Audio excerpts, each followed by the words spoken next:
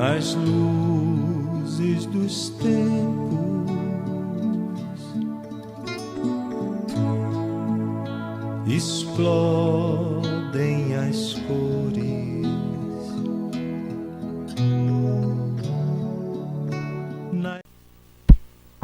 Boa noite a todos.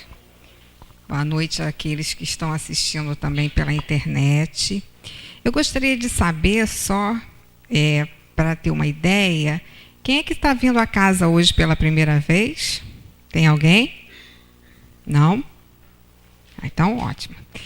E porque quando a gente trata do tema, a gente também tem a preocupação daqueles que estão chegando, né, pela primeira vez, de fazer com que o tema fique claro e leve, né? Porque muitas pessoas, a gente sabe que há uma negação em relação à morte, né?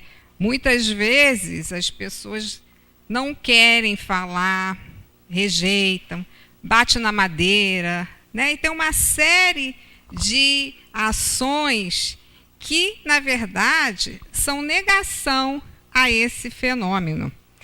Inclusive, nós, espíritas, que temos recebido esses ensinos, que temos estudado, que lemos os ensinos trazidos pelos espíritos, que sabemos das comunicações daqueles seres que partem e trazem através dos médios comunicações, falando que a vida continua, né, que continuam vivos, que continuam sentindo aquilo que sentiam antes.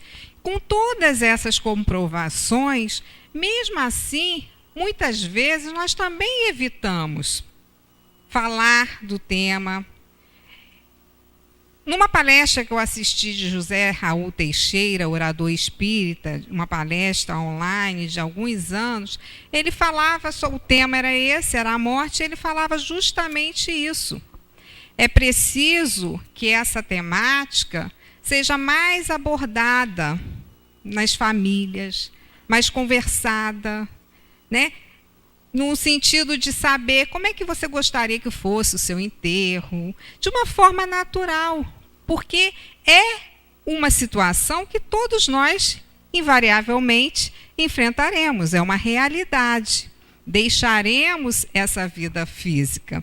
Não sabemos quando, mas deixaremos. E uma outra palestra também de um médico espírita, eu vi a colocação que me fez refletir muito, porque ele fala, nós estudamos no Espiritismo que a vida real é a vida do espírito imortal, e que nós viemos à Terra para cumprir uma lei de evolução para o aprimoramento desse espírito. Durante um determinado tempo, nós necessitamos passar pelo corpo físico. Mas muitas vezes nós nos agarramos tanto a esse momento aqui na Terra, nos prendemos tanto, que fica até parecendo que esse é o verdadeiro, é a vida eterna. Porque nós, muitas vezes, nós esquecemos de nos imaginar que somos esses espíritos imortais, né, que passamos um determinado tempo nesse corpo, mas que vamos deixar esse corpo e vamos continuar a nossa trajetória em uma outra dimensão. Muitas vezes nós esquecemos isso. Nós não conseguimos realmente nos imaginarmos como espíritos imortais. E eu tive a prova disso.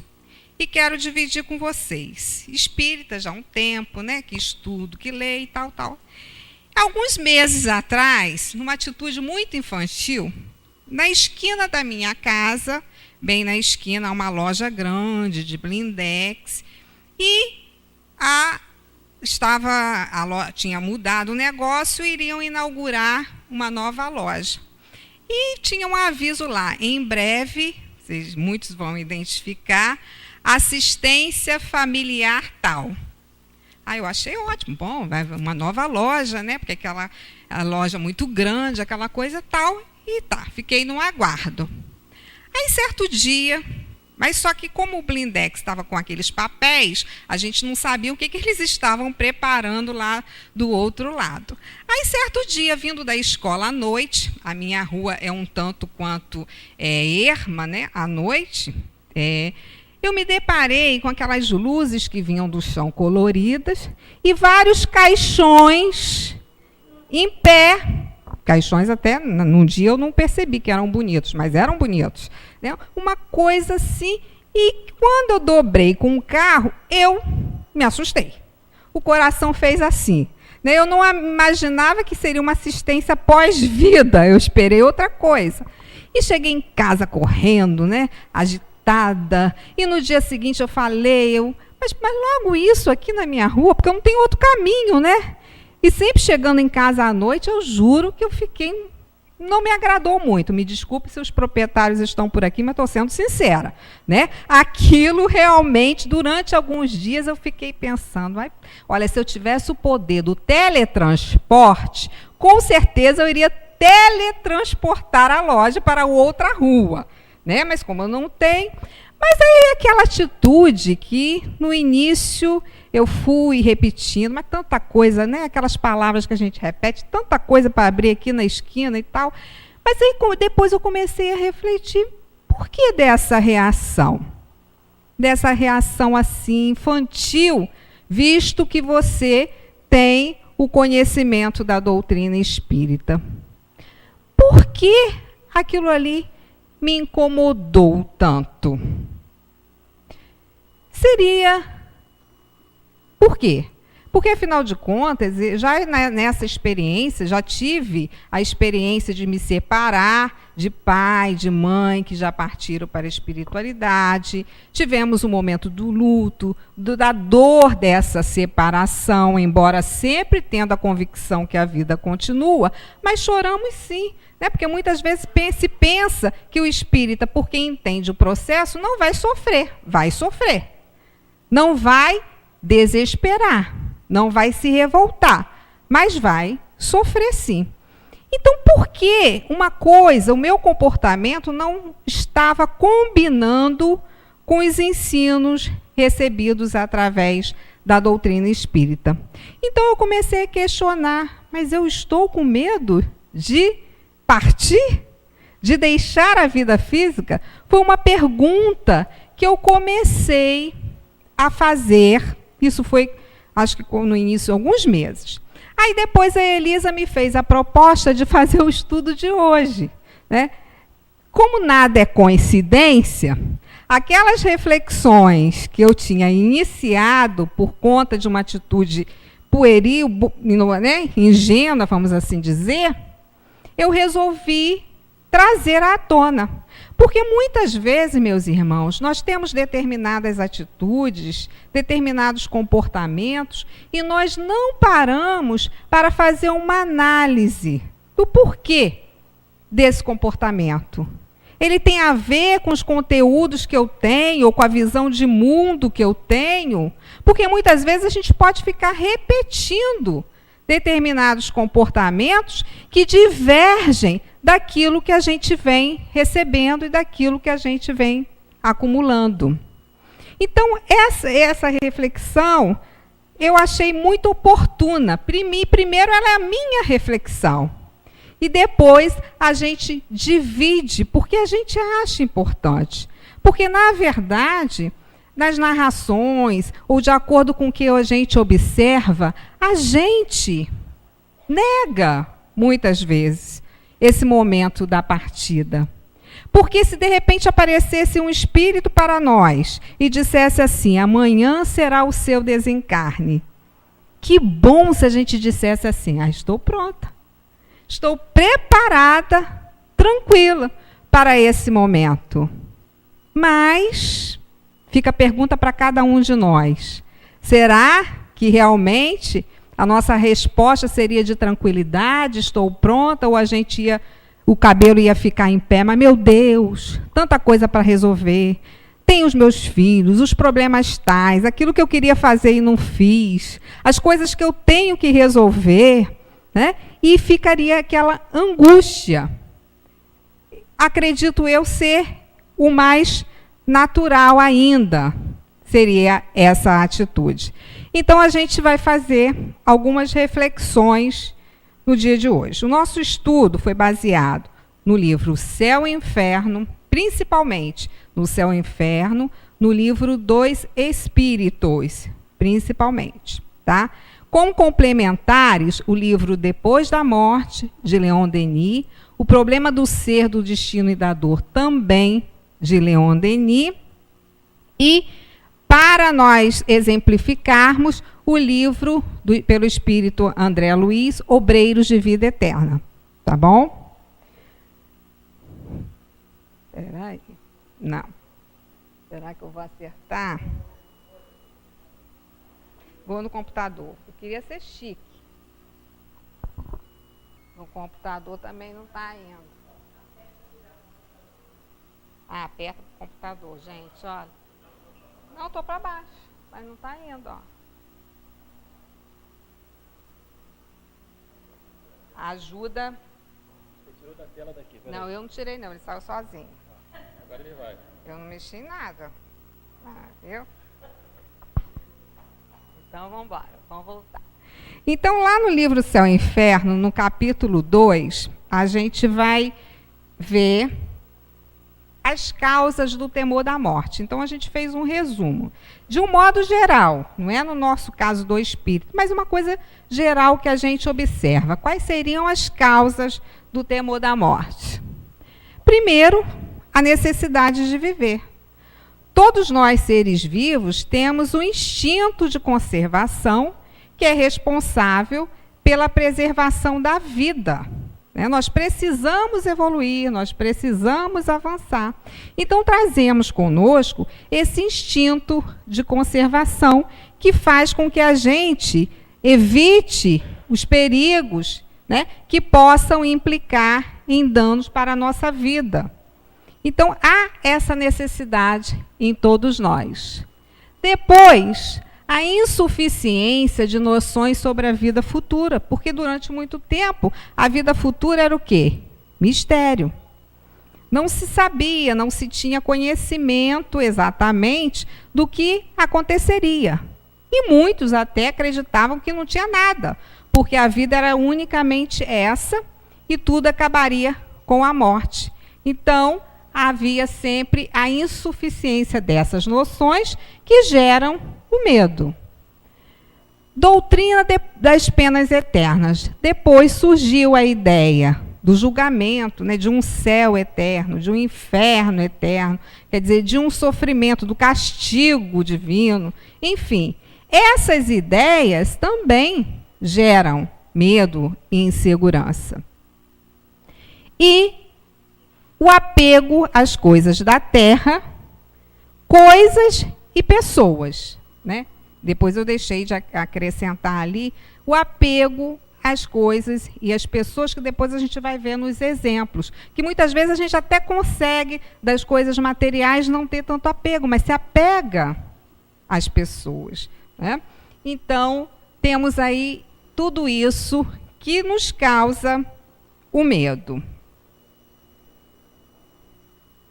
Aí no livro O Problema do Ser, do Destino e da Dor, Leon Denis vai dizer que a morte é uma simples mudança de estado. É uma mudança de estado. Então, o corpo morre, porque não teríamos como eternizar o corpo. O corpo morre, mas o espírito continua no outro estágio a sua caminhada, a sua vida, o seu aprendizado. E é muito interessante, porque José Raul Teixeira nos diz que, como quisermos definir, mas que o espírito continua no mundo dos espíritos, no mais além, mas ele coloca que a vida continua no mar de vida. No mar de vida abundante. Por isso vocês vão ver que vai aparecer muito mar, muita água, né? Para deixar claro que todos nós estamos, na verdade, mergulhados no mar de vida, né? Então, aí a gente vai recordar a pergunta 149, que Kardec faz os espíritos. Que se sucede à alma no instante da morte? E os espíritos respondem: volta a ser espírito, isto é, volve ao mundo dos espíritos, donde se apartara momentaneamente.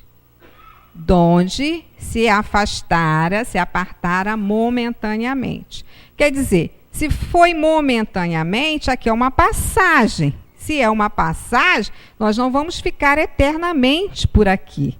Nós retornaremos à verdadeira vida do espírito.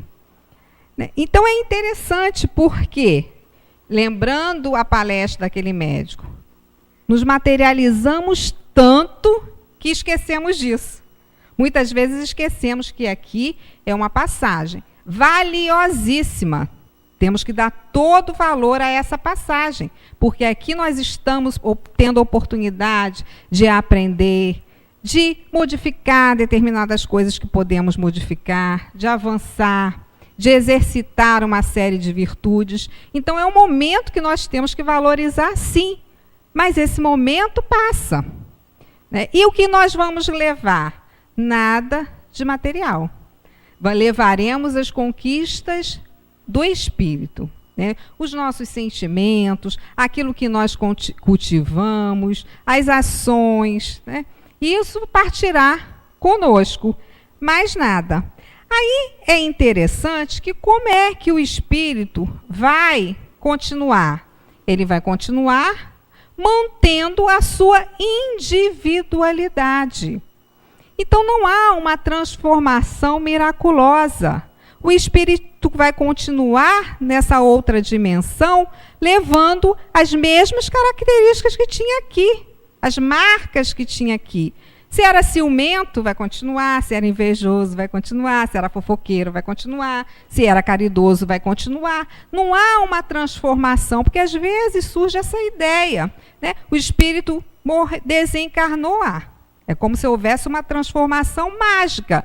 A vida continua no outro plano, mas essa transformação vai ser conquista de muito trabalho, de aprendizado no mundo espiritual para depois retornar. Tá? Né? A vida não dá saltos, então são conquistas. Então, muitas vezes a gente também para pensar que a gente exige daquele ente querido que desencarnou, às vezes a gente exige muito, porque a gente fica assim, vou fazer uma oração, porque quem sabe que fulano vai me ajudar, né? Já partiu. Mas será que ele está em condições de realmente nos auxiliar? Né? Porque ele continua com as mesmas inquietações da vida terrestre, com os sentimentos. Por isso, Jesus foi, ao afirmar, reconcilia-te o mais rápido possível com o seu adversário, enquanto estás a caminho com ele. Por que Jesus fez essa recomendação? Porque sabia que os sentimentos, eles seguem com o espírito. Assim como os sentimentos de amor, que não se romperão, os de ódio também, as mágoas também. Por isso Jesus fazia-nos essa recomendação, que nos reconciliássemos com aquele enquanto estamos a caminho com ele. E muitas mensagens de espíritos, através da mediunidade, mostram isso, que eles estão lá sofrendo porque não perdoaram, ou sofrendo porque feriram e magoaram e que gostariam de receber o perdão. Né? Então, são todas essas situações que nós precisamos deixar claros em nossa mente. Aí, no Céu e Inferno, no capítulo 2... Causas do temor da morte, como nós já falamos, o item 10 me ajudou muito nas reflexões, porque Kardec afirma, porque os espíritas não temem a morte. Ele não perguntou, não. Ele não perguntou por que os espíritas... Ele afirmou, porque os espíritas não temem a morte. Então, ele vai fazendo as colocações e ele diz porque o que os sustenta não é mais uma esperança da vida futura, é a certeza da vida futura. Então, por que nós tememos se a gente já não está mais cogitando as possibilidades? A gente tem as provas. E não é a religião, mas a própria ciência hoje já vem trazendo esses estudos mostrando que a vida continua. Né? Nos Estados Unidos, pesquisa em universidade, provas de que o espírito continua a sua jornada após a vida física. Há um avanço nesse campo. No Brasil, quantas pesquisas foram feitas por Hernani Guimarães de casos de crianças que recordavam de suas vidas passadas e ele foi catalogar, estudar, comprovar os fatos que gerou o livro A Reencarnação no Brasil, não é?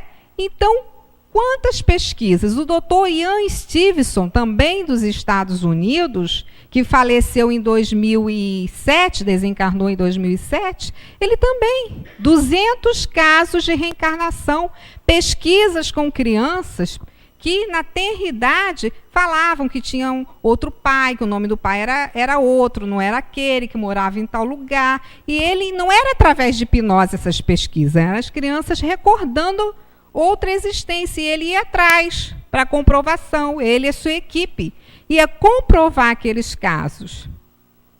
Então, nós vemos aí que a própria ciência hoje caminha junto conosco, né? 200 casos de reencarnação, não, gente, 20 casos, tá? Desculpa aqui a empolgação. Então, a própria ciência caminha no sentido de nos mostrar que, não, se não for a religião a nos convencer, que a ciência nos convença, para que a gente não perca tanto tempo com tantas questões. E aí, a gente continua. A gente vai analisar agora o ser humano. Aquilo lá em amarelinho, lá em cima, seria o espírito, centelha divina. Então, o espírito é etéreo e não tem uma forma, né? Aqui embaixo, nós temos o corpo físico.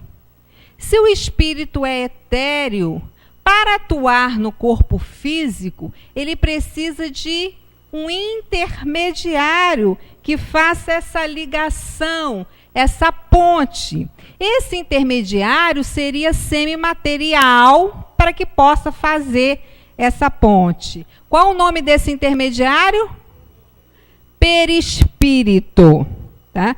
Então, o perispírito seria o intermediário, né? Faz essa ligação. Vamos vendo adiante. E, ao reencarnar, nós vamos ver aí que o corpo espiritual e o corpo físico, perispírito, corpo físico, estão aderidos um ao outro do ponto de vista magnético, átomo a átomo e molécula a molécula. Então, no momento que o ser está se formando lá, aquele corpo em formação, aquele perispírito ele vai se unindo molécula a molécula, aquele novo corpo. Né? E o que acontece no momento do desencarne? Ele vai ter que se desunir, né? Se desvencilhar também molécula a molécula. Então, a gente tem um quadro, eu achei interessante esse quadro, porque ele vai fazer uma comparação. Enquanto desencarnado aqui é o espírito, e o que o acompanha é o seu perispírito, porque é esse perispírito que é o modelo que vai preparar, né, os corpos das reencarnações. Ele é esse elemento semimaterial de ligação à matéria. E quando nós estamos encarnados, nós temos ali. Aí nós falamos que quando estamos encarnados é a alma. Por quê? Porque estamos encarnados. Né? Então, a alma, nós temos então o nosso envoltório semimaterial perispírito. Aqui nós temos o corpo físico. E para fazer essa ligação do perispírito ao corpo físico, para dar vitalidade, né?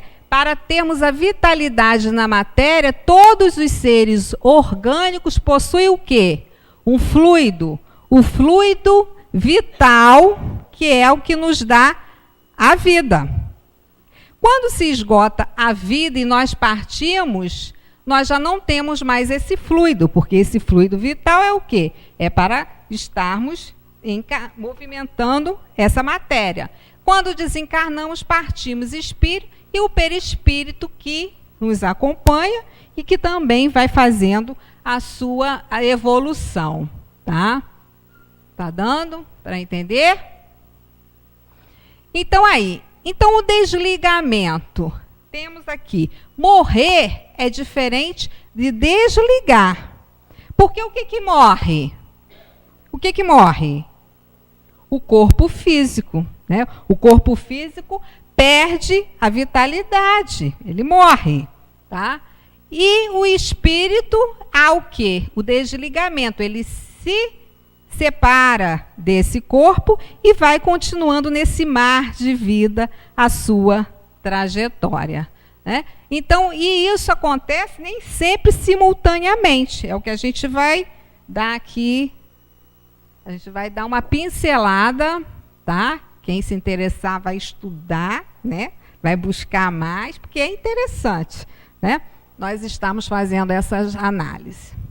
E aí, tem essa fala de Kardec, do céu e inferno, que é importantíssimo que a gente vai bater nessa tecla, a condição moral. A causa principal da maior ou menor facilidade de desprendimento é o estado moral da alma. A afinidade entre o corpo e o perispírito é proporcional ao apego à matéria, que atinge o seu máximo no homem cujas preocupações dizem respeito exclusivamente e unicamente à vida e a gozos materiais. Então a gente pode perguntar, quem está iniciando na doutrina espírita pode perguntar, mas todo desencarne vai ser igual, o tempo vai ser o mesmo? De desligamento é igual, tudo igualzinho? Não. A forma do desencarne, a forma da morte física tem influências, tá?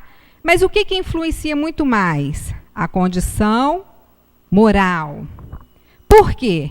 Porque aí pode falar assim, eu conheci fulana que teve câncer e viveu 2 anos na cama. E eu conheci Beltrana que teve câncer e viveu mais ou menos o mesmo tempo na cama. Desencarnaram da mesma forma? Não. Nós somos seres, somos espíritos, somos individualidades, e assim como nenhum reencarne é igual ao outro, nenhum desencarne é igual ao outro. E essa avaliação nós não podemos fazer. Porque às vezes as pessoas, quando perdem seus entes queridos, querem saber. Mas como será que o fulano está? Já despertou? No mundo espiritual, a gente não tem, nós somos limitados para fazer essa análise, porque tudo está totalmente atrelado à condição moral do ser. Aquela que teve 2 anos na cama, de repente foi uma pessoa que tinha resignação, que aceitava a doença, que recebia as pessoas, né, com alegria. Tem muitos casos assim que a gente vê, que a gente vai visitar e a gente sai de lá, leva um tapa na cara, porque a pessoa está mais disposta, mais animada do que a gente, né?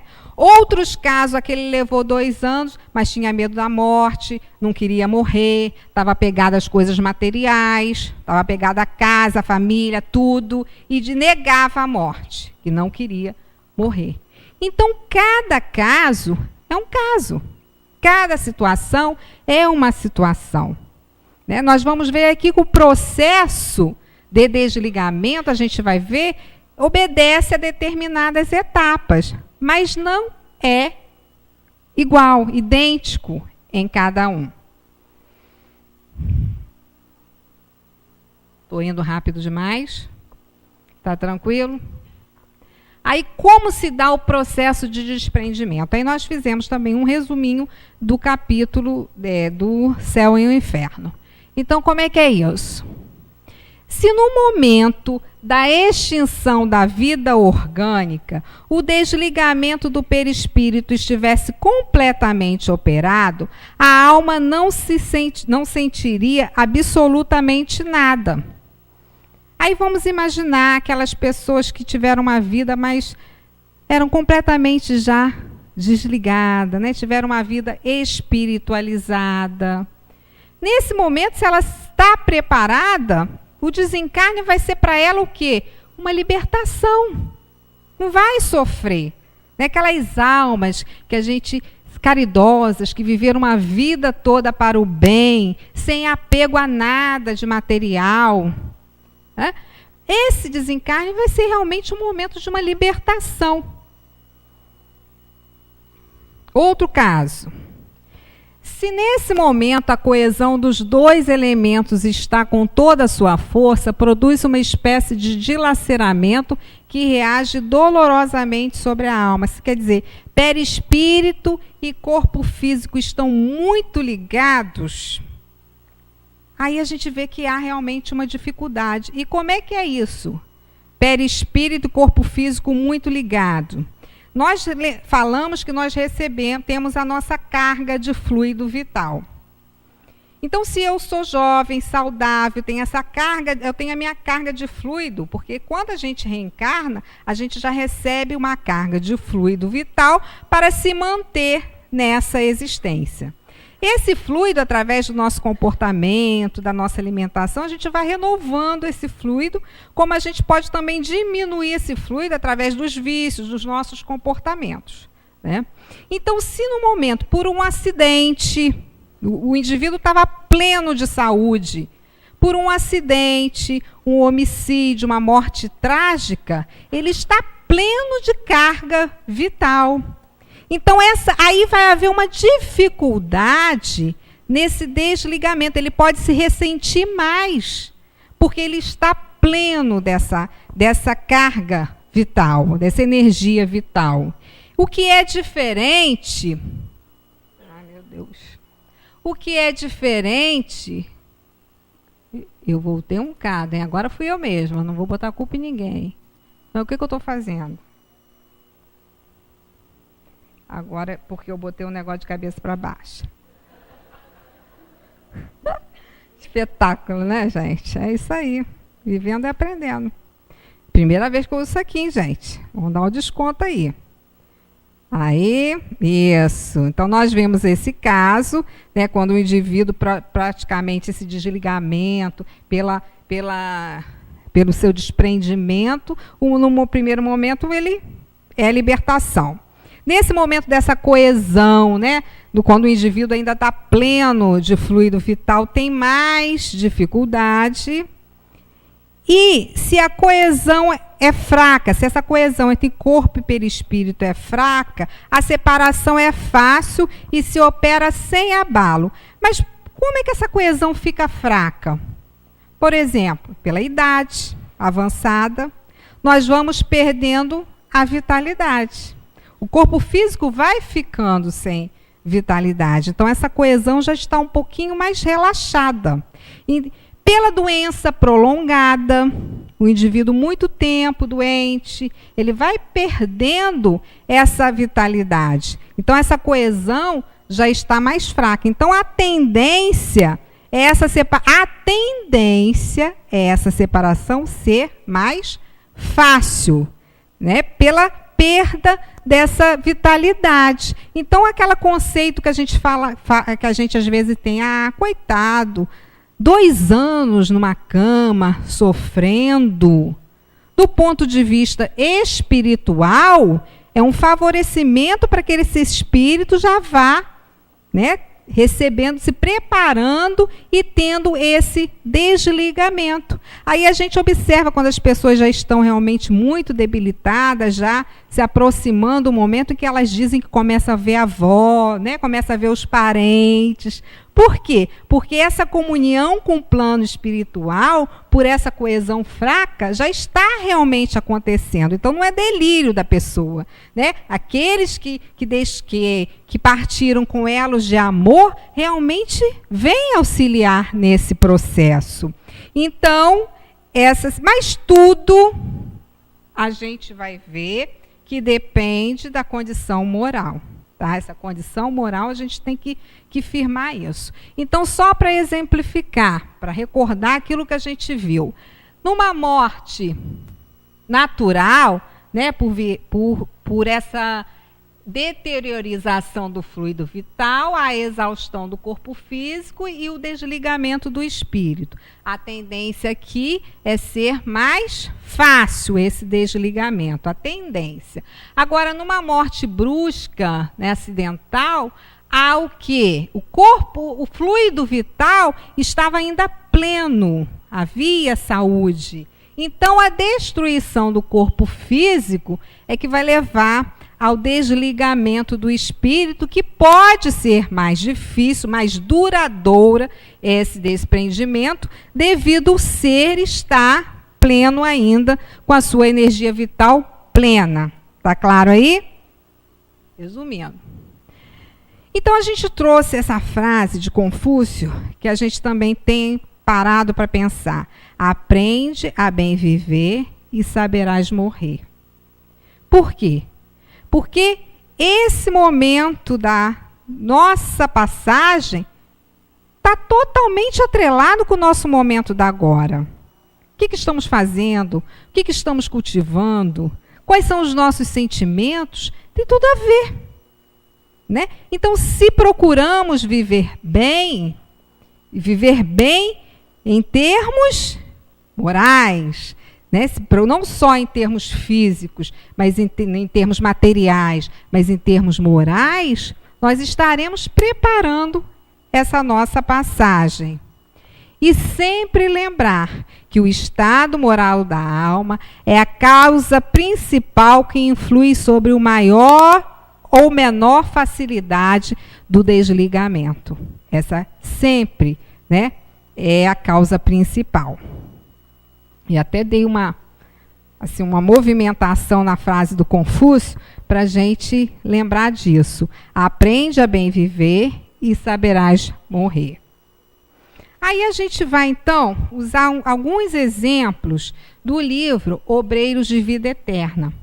Não dá para falar todos, o tempo é pequeno, e a gente vai ver que André Luiz, na espiritualidade, muitos já conhecem Nosso Lar, Obreiros da Vida Eterna é o 4º livro, né, e que ele relata as experiências no mundo espiritual, e nesse livro ele vai falar muito sobre desencarne, porque essa equipe formada pelo assistente Jerônimo, Padre Hipólito, André Luiz e a enfermeira Luciana, essa equipe vai acompanhar durante 30 dias 5 casos de espíritos que estão prestes a desencarnar na Terra.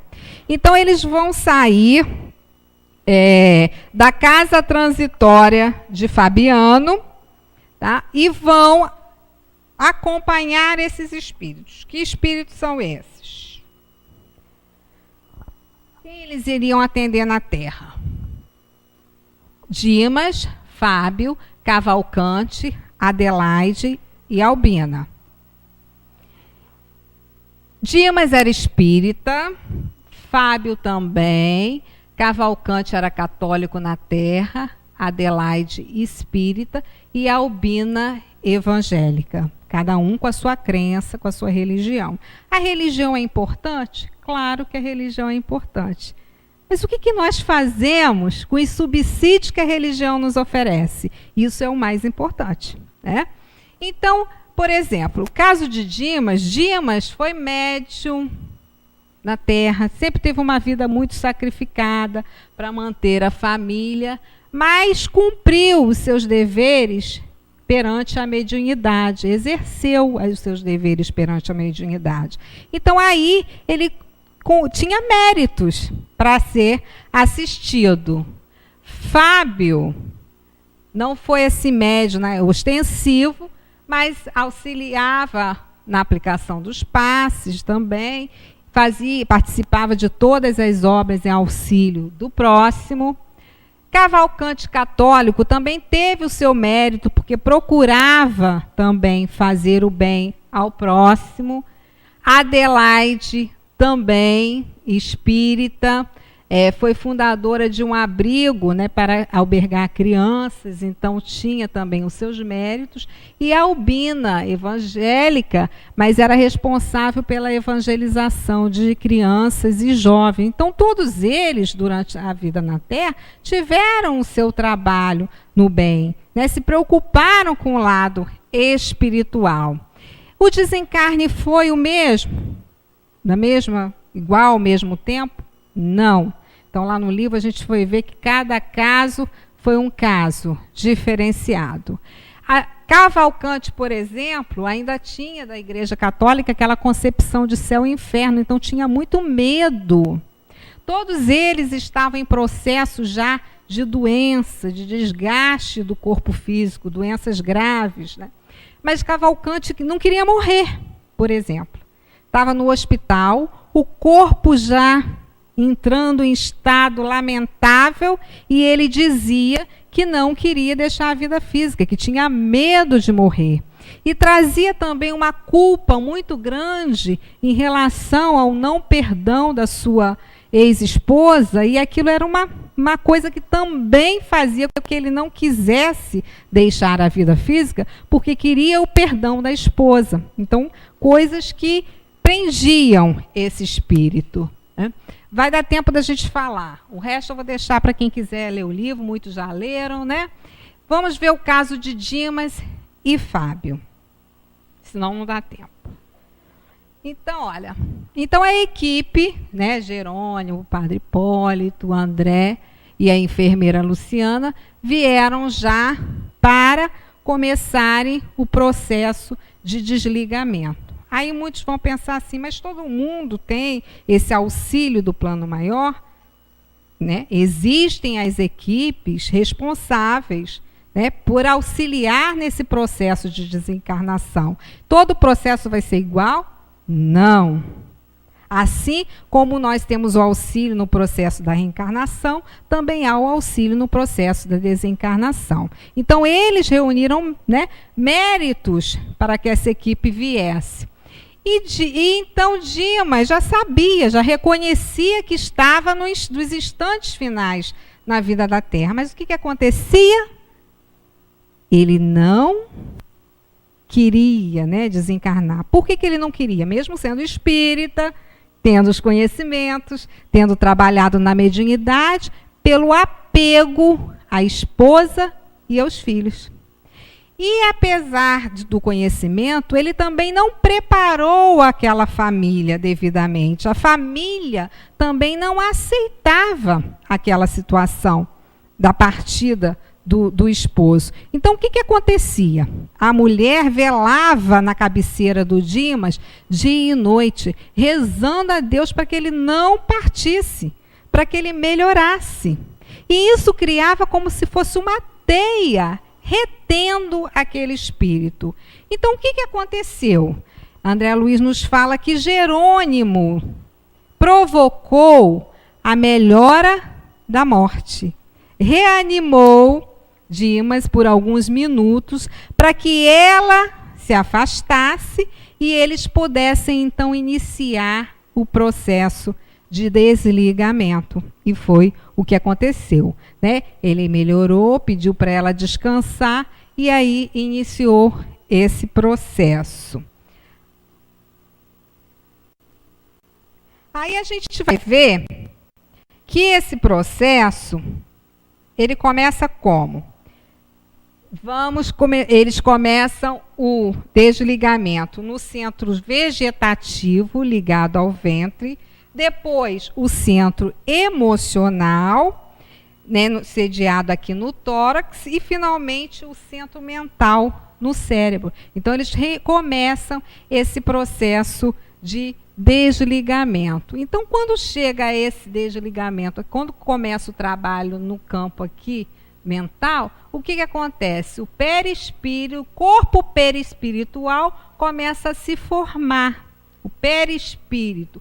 Mas aqui o que a gente observa? Ainda há uma ligação, um cordão fluídico. Então, aqui ainda a morte ainda não se completou. A morte física, sim. O desencarne, não. Porque ainda há essa ligação.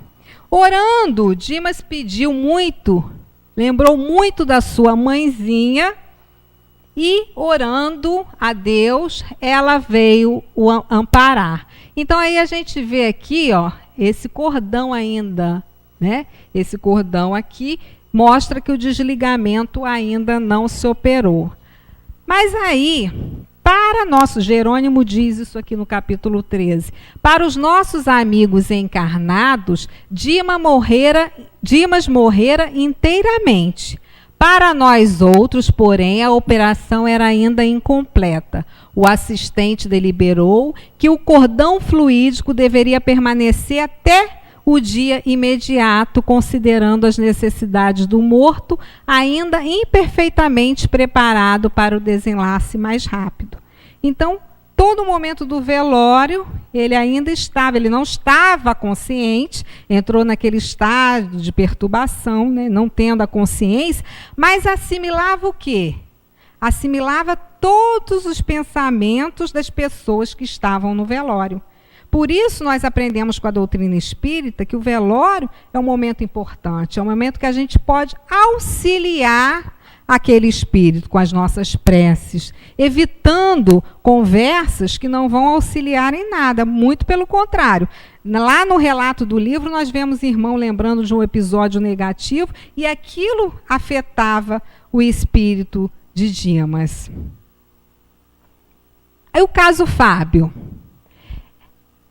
No caso Fábio já estava no dia que haveria o desligamento, ele se reuniu com a família, morreu por tuberculose, sofreu muito durante a sua vida, porque já tinha desde a infância problemas físicos que eram consequência de sua vida passada. Estava nesse processo de expiação.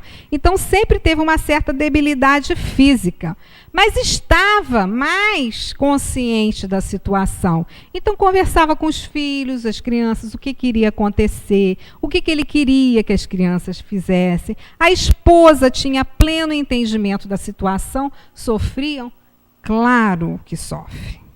O sofrimento, a dor dessa separação, ela é real, ela existe. Mas a compreensão era muito maior, não havia ali aquele sentimento de reter aquele que está indo. Há o entendimento que é o momento de se continuar a trajetória numa outra dimensão.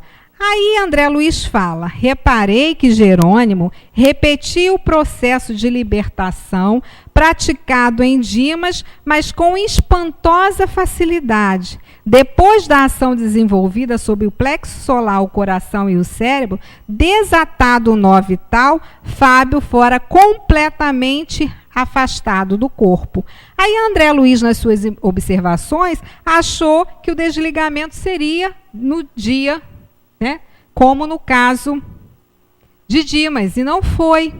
Olha, por fim brilhava o cordão fluídico prateado com formosa luz. Supus que o caso Dimas se repetiria ali, porém, 1 hora depois da desencarnação, Jerônimo cortou o apêndice luminoso. Logo, 1 hora depois, ele já estava liberto do corpo físico.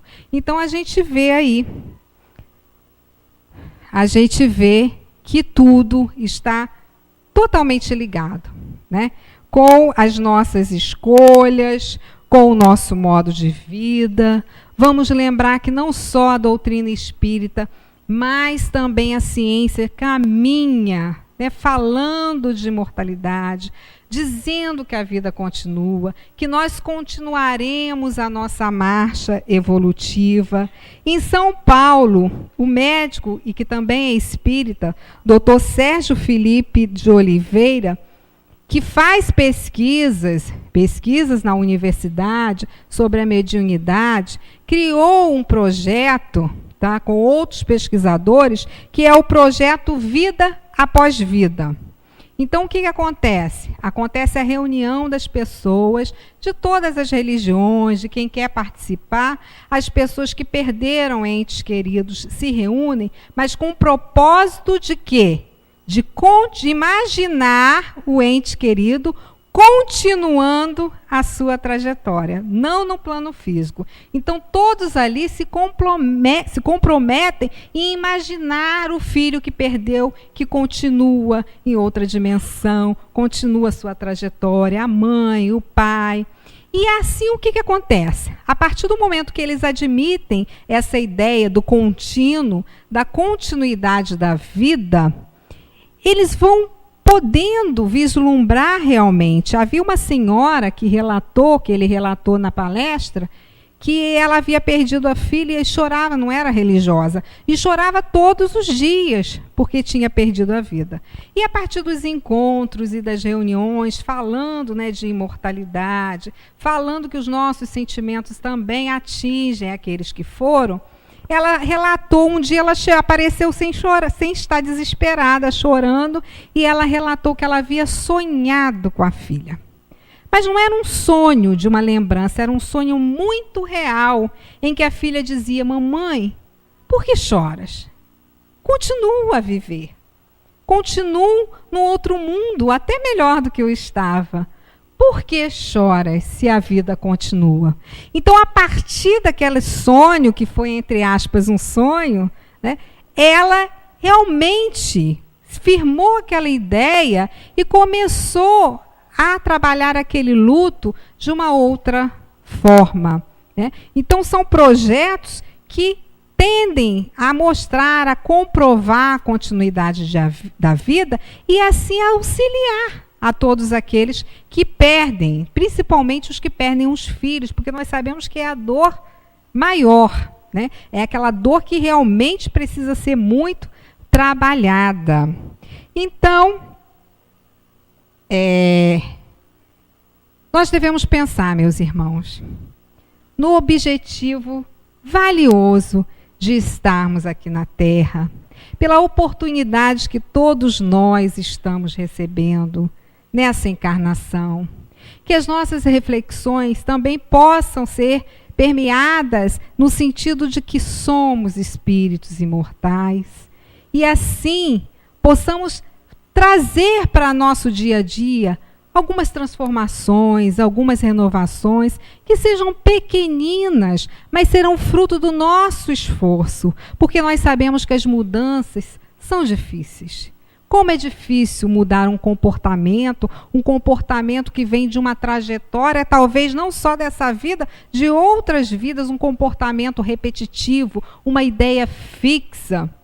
Eu sou assim, eu sei isso, e é assim que eu vou ser, e aí, assim, coisas que muitas vezes nós não nos abrimos para as mudanças, e por isso muitas vezes sofremos. Então, essa oportunidade, estamos nesse mar de vida, porque morte e vida representam contínuos, um contínuo na nossa existência, para que haja realmente o aperfeiçoamento, o melhoramento do espírito. Então, devemos ter gratidão com esse corpo que nos abriga temporariamente o nosso espírito. Cuidar, valorizar, evitar danos maiores ao nosso corpo, porque sabemos que muitas das doenças são consequências das nossas escolhas e muitas vezes nessa própria vida. Não são todas resultado de vidas passadas. Então, devemos, assim, valorizar. E o espírito Vitor Hugo, então, ele nos deixa essa mensagem. Quando nós observamos da praia um veleiro afastar-se da costa, navegando mar adentro, impelido pela brisa matinal, estamos diante de um espetáculo de rara beleza. O barco, impulsionado pela força dos ventos, vai ganhando o mar azul e parece cada vez menor.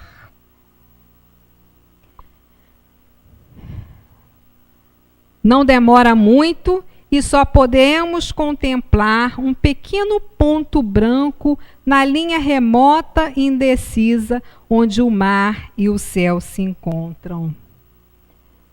Quem observa o veleiro sumir na linha do horizonte, certamente exclamará: já se foi? Terá sumido? evaporado? Não certamente. Apenas o perdemos de vista.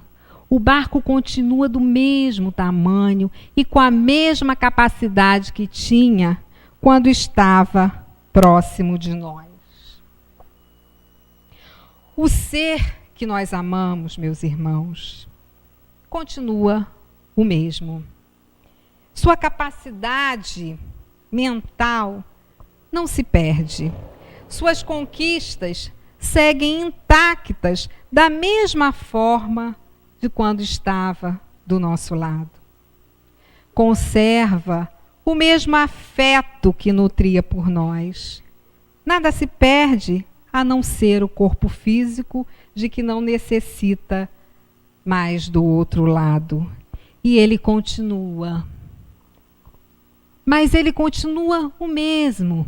E talvez no exato instante em que alguém diz, já se foi, haverá outras vozes mais além a afirmar, lá vem o veleiro. Assim é a morte. A vida jamais se interrompe, nem oferece mudanças espetaculares, pois a natureza não há saltos. Cada um leva sua carga de vícios e virtudes, de afetos e desafetos, até que se resolva um dia desfazer-se do que julgar desnecessário. A vida é feita de idas e vindas. Assim, o que para uns parece ser a partida, para outros é a chegada. Um dia, nós partimos do mundo espiritual em direção ao mundo físico.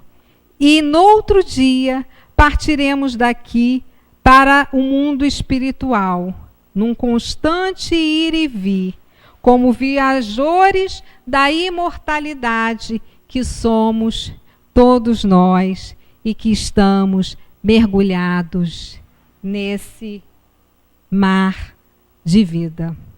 Então, muita paz a todos. Que Jesus nos auxilie nessa nossa jornada, num entendimento mais completo da vida, do porquê estamos aqui. Que não vivamos tão aprisionados pelas coisas que passarão. Que possamos estar construindo a nossa casa na rocha, como foi a proposta do Cristo. E que Ele nos fortaleça, nos abençoe nessa nossa caminhada. E não vamos esquecer nunca deste mar de vida. Muita paz para todos nós.